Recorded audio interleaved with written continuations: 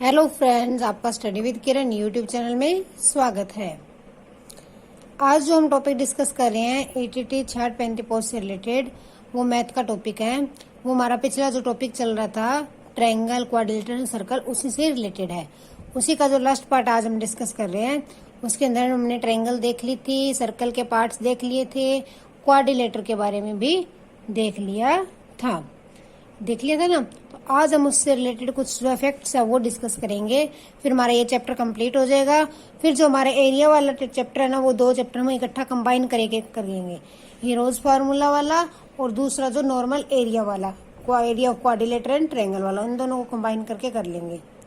तो हमारा आधे से ज्यादा सिलेबस है कंप्लीट हो जाएगा मैथ का। केमिस्ट्री कंप्लीट हो चुकी है, फिजिक्स के 2 चैप्टर रहे हैं, शायद 3 रहे हैं, वो भी हम डिस्कस करेंगे। Let us start. Fact related with circle and quadrilateral. Fact related with circle and quadrilateral. Quadrilateral और circle से related fact देखते हैं। Let us see first क्या है। Any angle by diameter on circle is 90 degree. कोई भी angle व्यास द्वारा चक्कर ते बनाया कोई भी एंगल 90 डिग्री के बराबर होता है। क्या है? ਚੱਕਰ ਦੇ ਵਿਆਸ ਰਾਹੀਂ ਚੱਕਰ ਦੇ ਕਿਸੇ ਵੀ ਹਿੱਸੇ ਤੇ बनाया एंगल 90 डिग्री ਹੁੰਦਾ है, समकोण ਹੁੰਦਾ है। ओके, क्या होता है? 90 डिग्री होता है। वेट एक मिनट, 90 डिग्री होता है। देखते हैं सॉरी, एग्जाम के अंदर हमसे इस तरह से क्वेश्चन पूछे जा सकते हैं, हमें ये प्रॉपर्टीज याद होनी चाहिए। एग्जाम में सर्कल का एरिया, पैरामीटर पूछने का कोई चांस नहीं है। पूछेंगे तो हमें इस तरह से प्रॉपर्टीज से रिलेटेड कोई चीज पूछ सकते हैं। तो ये एंगल वाले के टॉपिक के अंदर डाल के भी पूछ सकते हैं या सर्कल वाले के अंदर भी। तो देखते हैं। देखो, ये मेरा सर्कल है, ठीक, ये सर्कल का सेंटर है। तो सेंटर ये, तो ये क्या होगा? ये मेरा डायमीटर है। सर्कल का क्या है? डायमीटर है। ये व्यास है। चक्कर दा की है व्यास। व्यास क्या होता है? ਚੱਕਰ ਦੇ ਕੇਂਦਰ ਵਿੱਚੋਂ ਨਿਕਲਣ ਵਾਲੀ जीवा जो चक्कर ਨੂੰ 2 भागों ਤੇ मिलती है ना 2 बिंदुओं पे, और कहाँ से निकल रही है? केंद्र से। ये सबसे बड़ी जीवा भी होती है। तो ये यहाँ पे कहीं पर भी एंगल बनाएगी। ये एंगल बनाया, मान लो इसने, ये 90 डिग्री का होगा। चाहे ये वाला एंगल बनाए, ये भी 90 डिग्री का होगा। चाहे यहाँ बनाए सर्कल के अंदर इसलिए लेते हैं, ये भी क्या होगा? 90 डिग्री का होगा। चाहे ये बनाए, कहीं पर भी ये डायामीटर कहीं पर भी अपने दोनों सिरों से एंगल बनाएगा, चक्कर के किसी भी हिस्से में बना ले, वो 90 डिग्री ही होगा। कितना होगा? 90 degree. Any angle by diameter, व्यास द्वारा चक्कर ते कोई भी कोण 90 डिग्री दा हुंदा है, समकोण हुंदा है। एग्जाम में हम ऐसे दे सकते हैं कि ये सर्कल है, इस तरह से दे दिया, ये डायमीटर दे दिया, मान लो कि ये एंगल दे दिया। पूछ लेंगे ये एंगल, और आप अपने को कंफ्यूज करने के लिए क्या करेंगे? इधर एक एंगल ऐसे बनाएंगे या फिर इस तरह से करेंगे, वो तो फिर भी 90 हो जाएगा। ये बोलेंगे 30 है, ये कितना होगा? तो हम देखेंगे इससे इसका क्या रिलेशन बनता है। तो इस तरह से कई बार कंफ्यूज करने के लिए डाला होता है। जब भी हमें दिखाई दे जे कि चक्कर का व्यास बना रहा है एंगल किसी भी हिस्से पे, तो हमने सीधे टिक कर देना कि ये तो भाई 90 का ही होगा। तो angle any angle by diameter, व्यास द्वारा बनाया कोई भी कोण जो चक्कर ते बनता है वो 90 डिग्री के बराबर हुंदा है, क्योंकि हुंदा 90 डिग्री के इक्वल हुंदा है, राइट एंगल होता है। ये था हमारा first fact related with circle. Second देखते हैं कि सेकंड फैक्ट क्या कहता है।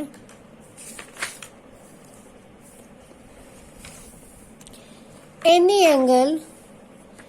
एंगल बाय कोड on circle at same side are equal, कि चक्कर की जीवा का द्वारा बनाया गया, चक्कर दी जीवा द्वारा चक्कर दे एक हिस्से ते बनाए गए कोण हमेशा बराबर होंगे ने। क्या कह रहा है? चक्कर दी जीवा द्वारा चक्कर दे एक हिस्से ते बनाए गए कोण बराबर होंगे ने। एक साइड में बनाए गए, मतलब ये इधर जीवा है, इसे ऊपर ऊपर बनाए गए वो जीवा, जितने भी ऊपर कोण बनाएंगे वो सब क्या होंगे?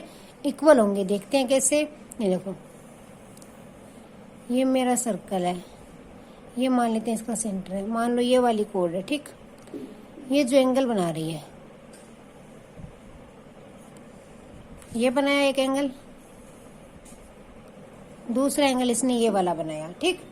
तो क्या कहते हैं कि ये दोनों ही एंगल बराबर होंगे। ये एंगल जितनी डिग्री होगा उतनी डिग्री का ये एंगल भी होगा, उतनी ही डिग्री का दूसरा एंगल भी होगा। तो क्या है, एनी एंगल बाय कोड on circle at same side, कि एक सेम साइड के ऊपर कोड बनाया हुआ, एक हिस्से ये भी ऊपर है, ये भी उसके ऊपर है ना, यहाँ पर बना लू मान लो एक और, तो ये तीनों आपस में क्या है, इक्वल हैं। ये तीनों एंगल क्या हैं, इक्वल हैं, बराबर हैं। क्या कह रहा है ये, एनी एंगल बाय कोड जीवा द्वारा चक्कर दे एक साइड ते बनाए गए, एक पासे बनाए गए सारे कोण बराबर होंगे हैं। अगर एक जीवा या फिर एक सेगमेंट ले सकते हैं, एक आर्क भी ले सकते हैं, तो कहते हैं कि एक जीवा जो है चक्कर दे एक पासे जितने भी कोण बनाती है, कितने भी कोण बनाती है, वो सब क्या होते हैं, बराबर होते हैं। क्या होते हैं, वो सब बराबर। अब ये सब बराबर होंगे, एग्जाम में दे दिया, ये 60 है, ये पूछ लिया तो कितना होगा 60, ये पूछ लिया तो ये भी कितना होगा 60। तीनों आपस में क्या होंगे, इक्वल होंगे। और डायमीटर में क्या था, डायमीटर के अंदर क्या था, प्रॉपर 90 डिग्री का था, ठीक, राइट एंगल था। तो अभी हमने दो फैक्ट देखे कि चक्कर दे व्यास जो है, चक्कर दे किसी भी हिस्से ते कोण बने 90 डिग्री होता है।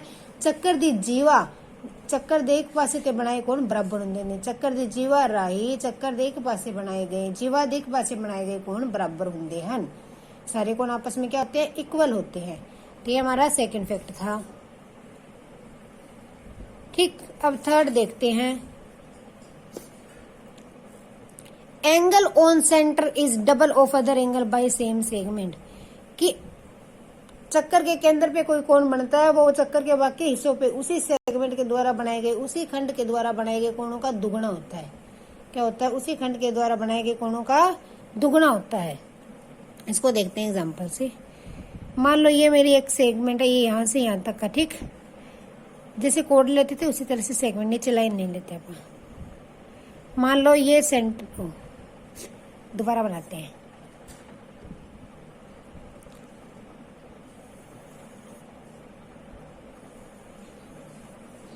ये सर्कल है, ये सर्कल का सेंटर है। मान लो इस सेगमेंट ने, इस इतनी दूरी ने, इस आर्क ने यहाँ से यहाँ के सेगमेंट जो है, इसने एंगल बनाया यहाँ पे, सर्कल के सेंटर पे बनाया इसने 120। सीधा पहले एग्जांपल बताती हूँ। और इसी सेगमेंट ने चक्कर के किसी और हिस्से पे बनाया, मान लो यहाँ बनाया या फिर यहाँ बनाया, ठीक, कहीं पर भी बनाया, इस सेगमेंट ने इधर बनाया, तो क्या होगा, ये वाला एंगल जो है इन एंगल्स का डबल होता है। तो ये अगर मुझे ये एंगल दे दिया, सेंटर पे बना हुआ 120 दे दिया, तो ये देखो इसी सेगमेंट से चक्कर पे बनाए हुए बाकी कौन क्या होंगे, इसके हाफ हो जाएंगे। क्या हो गया, 60 हो गया, ठीक, 60 हो गया। तो जो सेंटर पे एंगल होता है वो बाकी एंगल का डबल होता है, उसी सेगमेंट के द्वारा बनाए गए, उसी खंड राही चक्कर दे बाकी हिस्से बने कोण का दुगुना होता है। केड़ा जरा केंद्र ते कोण बनता है, कहाँ पे बनता है, केंद्र पे बनता है, वो इनका दुगुना होता है। ये 60 है तो ये 120 होगा। एक यहाँ पे और लेते हैं हम,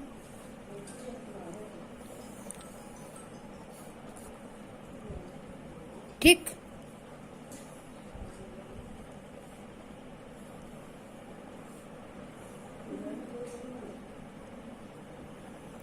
वेट, हाँ ये है।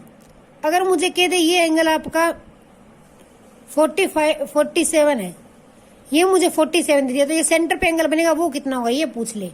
कौन सा पूछ ले, सेंटर पे। तो क्या होगा, सेंटर वाला इसका दुगना होगा, 47 इंटू 2 154। तो ये मेरा कितना आ जाएगा, 154 डिग्री।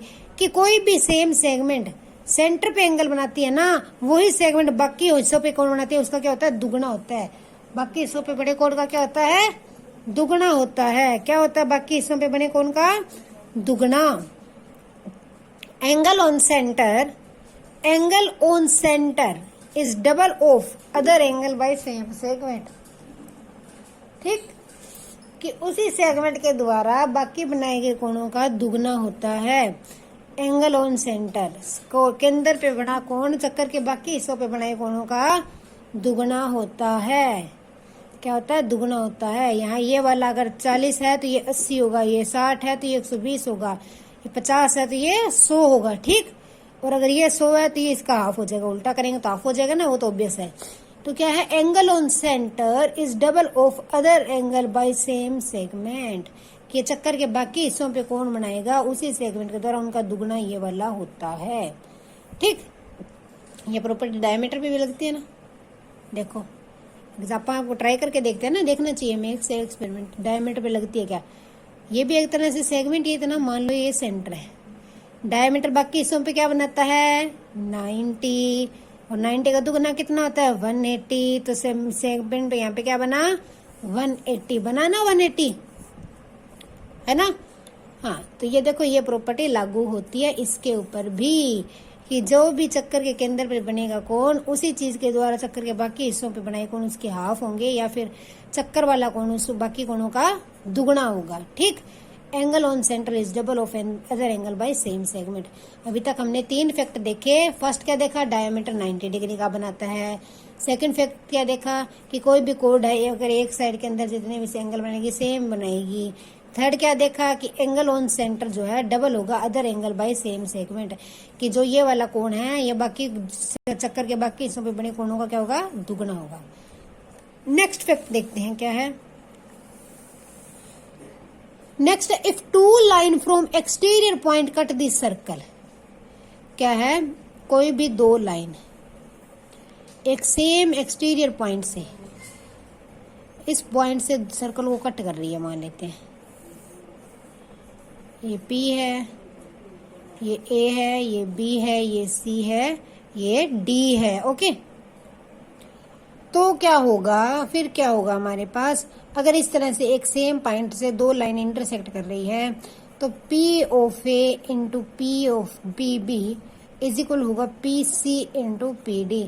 हमारे एग्जाम बनाते हैं तो इसमें कुछ भी पूछ सकते हैं। हमारे एग्जाम बनाने के पंजाब के अंदर तो स्ट्रक्चर है ना, कहीं से भी क्वेश्चन पूछ सकते हैं, तो हम सारा टॉपिक अपना डीपली डिस्कस करेंगे ताकि कोई पॉइंट ऐसा ना निकले एग्जाम में जो हमारे इस किए हुए से बाहर आ जाए। ठीक है, हम कोशिश करेंगे कि हम सब कुछ अच्छी तरह से कवर करें। वेट 1 मिनट, हम कोशिश करेंगे कि हमारा सारा सिलेबस सारा टॉपिक कंप्लीट हो जाए, हमारे तो हमने जो किया उससे कोई प्रॉपर्टी बाहर की ना दिखे हमें। ठीक, तो क्या जब भी एक सेम पॉइंट से 2 लाइनें सर्कल को कट कर रही है तो P ऑफ A इंटू ये लेंथ इंटू ये टोटल लेंथ की मल्टीप्लाई होती है ये लेंथ इंटू इसकी total length. P of A into P of B is equal to P of C into P of D। Exam में क्या करेंगे, मान लो दे दिया आपको, बोलेंगे ये 4 है PA, ये 3 है। ठीक, PC दे दिया आपको, मान लो CD दे दिया 6 है, तो PC फाइंड करो, तो हम इस फॉर्मूले में पुट कर देंगे 4 इंटू 7 इज इक्वल टू क्यों PA इंटू PB, और PC ये दिया मुझे क्यों, ये देखो PB क्या बनेगा 4 + 3 है ना, और ये 1 मिनट यहाँ पे ये मैंने गलती लिया, हम लेते हैं PC दिया हुआ, मान लेते हैं हमें 6 है, तो 6 इंटू PD फाइंड करना। ओके, तो ये क्या बनेगा 28 is equal to 6 into PD। PD क्या आ जाएगा मेरे पास 28/6। तो इसको काट के जो आंसर आएगा वो हमारा क्या आ जाएगा PD की लेंथ आ जाएगी। अगर उन्होंने सिर्फ CD की पूछी है तो जो PD की आएगी उसमें से PC की माइनस कर देंगे, तो क्या आ जाएगी हमारे पास CD की आ जाएगी, है ना। ये होता है ना, ये PD से के अंदर PC की घटा दो इतनी, तो क्या आ जाएगी CD आ जाएगी ना। तो क्या होता है अगर 2 लाइन एक सेम एक्सटीरियर पॉइंट से सर्कल को कट कर रही है तो PA into PB is equal to क्या होता है PC इंटू PD। इनकी मल्टीप्लाई क्या होती है आपस में बराबर, क्या होती है बराबर। अगर एक टेजेंट क्या होती है, वो लाइन जो सर्कल को सिर्फ एक जगह स्पर्श करती है, एक ही बिंदु पे टच करती है। ठीक, ये मैंने लिखा P पॉइंट से एक तो टेजेंट निकली है, और दूसरी क्या है इंटरसेक्टिंग लाइन निकली है, उसी पॉइंट से एक इंटरसेक्टिंग लाइन निकल रही है CD ले लेते हैं, BC ले लेते हैं, B एंड C। एक तो इंटरसेक्टिंग निकल रही है, दूसरी कट करके निकल रही है, तो क्या होगा जो मेरा PB इंटू PC होगा, ये मल्टीप्लाई ये PC होगा, वो किसके इक्वल होगा, वो होगा PA स्क्वायर, जो मेरी इंटरसेक्टिंग है उसकी स्क्वायर के बराबर होगा। PB इंटू PC क्या होगा PA स्क्वायर के बराबर होगा। ये आप लिख लेना और याद भी कर लेना, एग्जाम में पूछ सकते हैं। अगर उन्होंने घुमा के क्वेश्चन पूछना हुआ, डीपली पूछा, तो ये क्वेश्चन पूछा जा सकता है। क्या होता है, अगर कोई भी सेम पॉइंट नहीं एक्सटीरियर पॉइंट से एक टेंजेंट आ रही है, एक इंटरसेक्टिंग लाइन आ रही है, तो उनका क्या रिलेशन होता है, लेंथ की जो ये पूरी लेंथ इंटू हाफ लेंथ, मतलब कि P B into P C is equal to क्या होता है, पी ए स्केयर। ओके,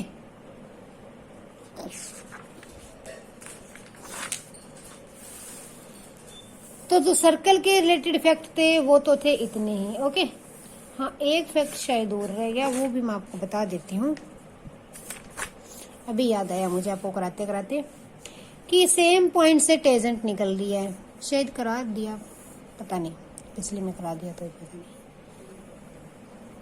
ये सर्कल है, एक पी पॉइंट से टेंजेंट निकल रही है। ओके, इसके बाद जो यहाँ पे ये सेंटर जिस पॉइंट पे मिल रही है, जिस पॉइंट पे सर्कल को टच करे ना, वहां से मैंने इसको सेंटर पे मिलाया। कहाँ मिलाया, ये यहाँ पे सर्कल नहीं है, इतना ही है, ठीक, सेंटर पे मिलाया। ठीक, तो यहाँ के इसका एंगल बाइसेक्टर खींचा मैंने, क्या बना, जो इस एंगल को बाइसेक्ट करता है। ओके, आपको पता है ये एंगल हमेशा 90 डिग्री होंगे, याद रखना, ये दोनों एंगल क्या होंगे, 90 होंगे।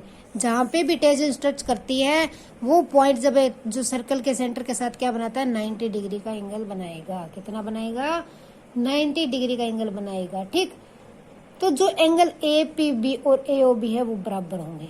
इसके जो सेंटर से ना यहाँ पे इस पॉइंट को मिलाया, इसका बाइसेक्ट नहीं किया, जो ये एंगल बन रहा था इसको किया, और इसके सेंटर को यहाँ पी पॉइंट से मिलाएंगे। सॉरी मैंने पहले ही बता दिया जो रिजल्ट था वो। तो जब इस पॉइंट को इस तरह से मिलाएंगे, सेंटर को और इस पॉइंट को मिलाएंगे, तो एंगल जो बनेगा, ये मान लो ए है, ये मेरी बी है। ओके, तो एंगल जो है ए पी बी इक्वल होगा एंगल ए ओ बी। ये एंगल और ये एंगल आपस में क्या होंगे, बराबर होंगे। ये दोनों एंगल आपस में क्या होंगे, बराबर। ओके, तो ये हमारी एक सर्कल से रिलेटेड प्रॉपर्टी। इसमें ये वाली याद नहीं रखनी जरूरी नहीं, ये याद रखना है कि कोई भी जो टेंजेंट है वो सर्कल के सेंटर के साथ 90 डिग्री का एंगल बनाती हैं। क्या बनाती हैं, 90 का एंगल बनाती हैं। ओके,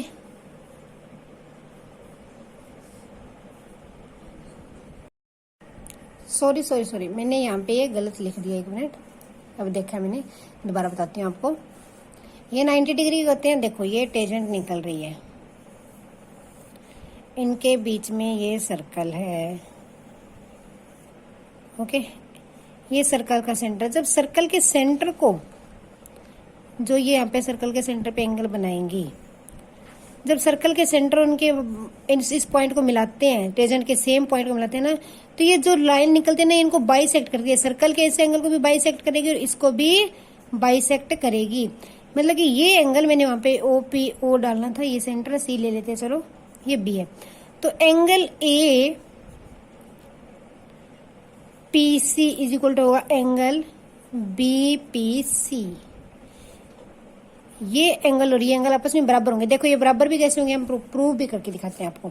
कॉन्ग्रुएंट आपको पता होगा क्या होता है, सर्वभंग समकम होती है। ये देखो ये सर्कल का रेडियस बन रहा है, ये भी रेडियस बन रहा है, एक भुजा इक्वल होगी। ये क्या है, सेम है, और सेम पॉइंट से टेंजेंट खींची जाए तो वो आपस में क्या होती हैं, बराबर होती हैं। क्या होती हैं, बराबर होती है ना। तो ये क्या होगा, साइड साइड साइड प्रॉपर्टी लग के, यह बात भी याद रखना, सेम पॉइंट से एक ही बारी बिंदु से टेंजेंट खींचेंगे तो उनके दोनों की लेंथ आपस में क्या होगी, इक्वल होगी। क्या होगी, इक्वल होगी। ठीक, तो ये प्रॉपर्टी लगी तो ये कॉन्ग्रुएंट होगी। इट मीन्स ये एंगल और ये एंगल बराबर, ये एंगल और ये एंगल भी बराबर। तो ये जो लाइन होती है सेंटर और इसके टेंजेंट लाइन के स्टार्टिंग पॉइंट को मिलाने वाली, वो जो है इन दोनों एंगल्स को क्या करती है, बाइसेक्ट करती है। इसको भी बाइसेक्ट करती है और इन दोनों एंगल्स को भी बाइसेक्ट करती है। वो मैंने यहाँ पे बी डाल दिया था, यहाँ पे लिखना था A P O and B P O, ऐसे लिखना था। ठीक, तो ये क्या करती है, इस चीज को बाइसेक्ट करती है। ये नहीं बराबर होते, ये इसको बाइसेक्ट करती है। तो ये एंगल से रिलेटेड, वो सर्कल से रिलेटेड इतनी प्रॉब्लम थी। अब जो हम देखते हैं नेक्स्ट चीज हमारी, थोड़ा सा डिस्कस कर लेते हैं एरिया वाला। मैं एरिया वाला टॉपिक है ना, वो आपको कंबाइन ही करा दूंगी हीरोज फार्मूला वाले के साथ। ठीक, लेट अस स्टार्ट। हम देखते हैं एरिया ऑफ ट्रायंगल के कुछ फॉर्मूले आज डिस्कस कर लेते हैं। एरिया ऑफ ट्रायंगल, देखो फर्स्ट जो जनरल फॉर्मूला है वो होता है एरिया ऑफ ट्रायंगल का 1/2 इंटू बेस इंटू हाइट। आप लिख लो बेस क्या होता है, यहाँ ये मेरा बेस है जिसके ऊपर हमारी हाइट दी हुई है, ये मैंने इसकी हाइट ले ली। कभी भी ये हाइट मत लेना, ये साइड है। हाइट क्या होती है, एकदम जो लंबात्मक दूरी होती है उसे बोलते हैं हाइट। ये जो लंबात्मक दूरी बनेगी ना ये हाइट होगी, और ये नीचे वाला फिर क्या हो जाएगा, बेस हो जाएगा। अगर मैं इस तरह से दे दे मुझे ये, और ये लंबात्मक दूरी दे दे ये वाली 90, तो ये मेरा बेस हो जाएगा। जिसपे 90 डिग्री का एंगल बनेगा उसको बेस लेंगे, दूसरी मेरी क्या होगी, लंबात्मक दूरी हाइट होगी। तो एरिया का फॉर्मूला क्या होता है, 1/2 बेस इंटू हाइट। मान लो मुझे ये दिया 4, ये दिया 5, तो एरिया क्या आ जाएगा, 1/2 into 5 into 4 10 centimetre square. Area का यूनिट पे स्क्वायर जरूर लगाना वरना गलत हो जाएगा। एरिया ऑफ ट्रायंगल क्या होता है, 1/2 इंटू बेस इंटू हाइट, आधार गुणा ऊंचाई। पंजाबी में शायद ऐसे बोलते हैं, ठीक। नेक्स्ट जो है, ये तो था सिंपल एरिया ट्रायंगल का। अगर हमें दे दे इक्विलेटर ट्रायंगल, उसकी एक ही साइड दी हो, हाइट ना दी हो, साइड दी हो, इक्विलेटर ट्रायंगल है, हमें कह दे एक समभुजी त्रिभुज का क्षेत्रफल पता करो जिसकी एक भुजा 4 सेंटीमीटर है, ठीक। तो हम क्या फार्मूला लगाएंगे, उसका फार्मूला होता है √3/4 इंटू भुजा की स्क्वायर इंटू भुजा की स्क्वायर। तो ये कट के क्या आ गया, 4√3। तो इसका एरिया क्या आ गया, 4√3 सेंटीमीटर स्क्वायर। जे हमें कह दे समभुजी त्रिकोण का क्षेत्रफल पता करो, तो फार्मूला क्या होगा, √3/4 साइड स्क्वायर भुजा स्क्वायर, ठीक। अगर मैं कह दूं कि एक इक्विलेटर ट्रायंगल है जिसकी साइड है हमारे पास,